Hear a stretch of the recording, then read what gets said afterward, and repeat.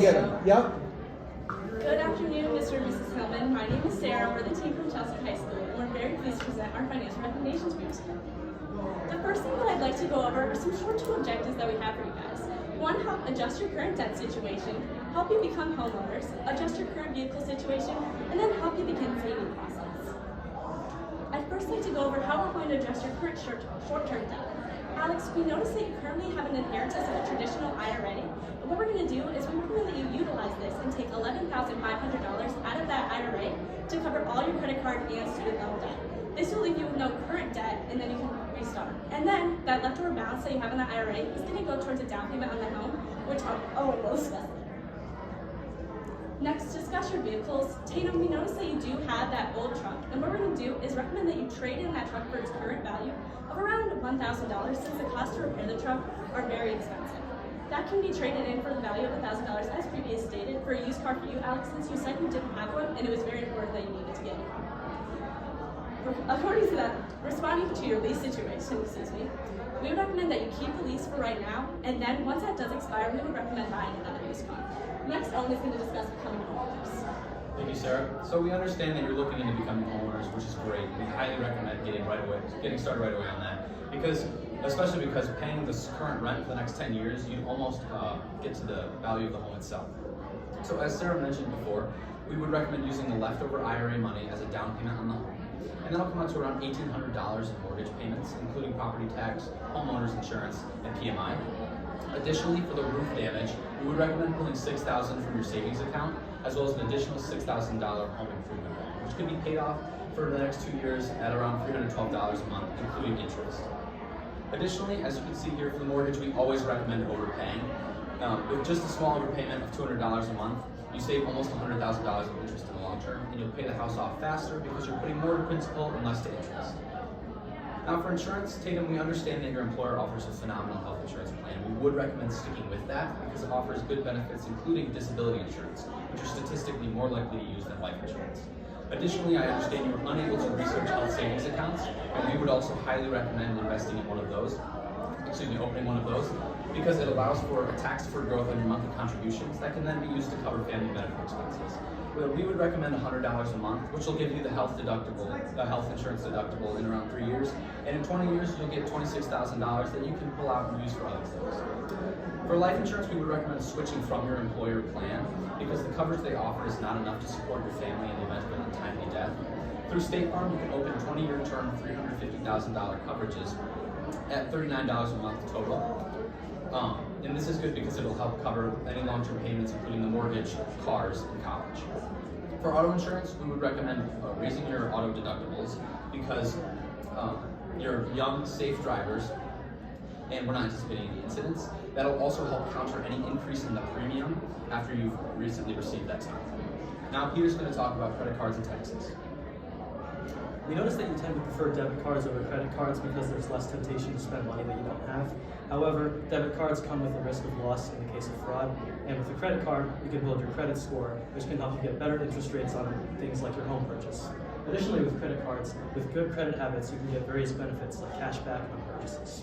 We recommend that you both open Chase Freedom Unlimited cards. These cards come with a 0% introductory APR, 1.5% cash back on all purchases, and most importantly, no annual fee.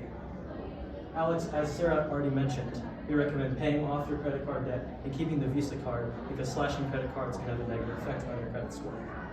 As long as you only charge what you know you can afford to the card and pay the monthly bill fully on time, credit cards can be a great financial tool for you. Next slide, please.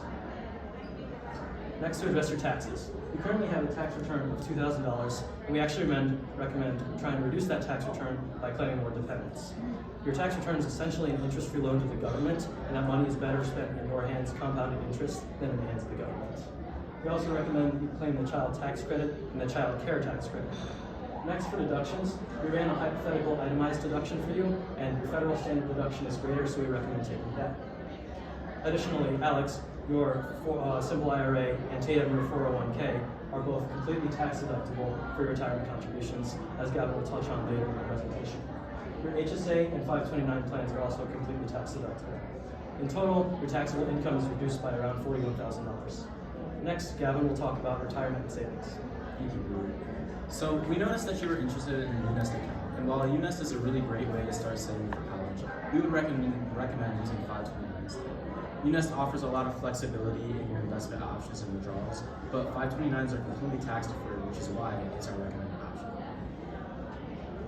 So for Ridley's 529 plan, we're going to recommend that you contribute around $170 a month, and that'll pay for about 75% of her college costs by the time she graduates high school. It'll leave her with around $24,000 of debt, which she can cover with a part-time job in high school or college. And it's a really great compromise to having overburdening college debt and learning financial responsibility. We also recommend that you take 2 years at home and then 2 years on campus to cut some of the room and board costs and enrolling in a work-study program because they're tax advantaged. Next slide, please. So for retirement, Alex, we're going to utilize your simple IRA with your employer match. It's a really great program. We're going to contribute around $450 a month. And then for Tatum, we're going to use your 401k, and we also calculated that your 401k, your employer is offering a 60% match.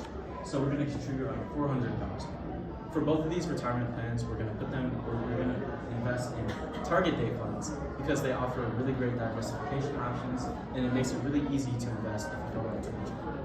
This will leave you guys with about $4 million by the time you retire at 65.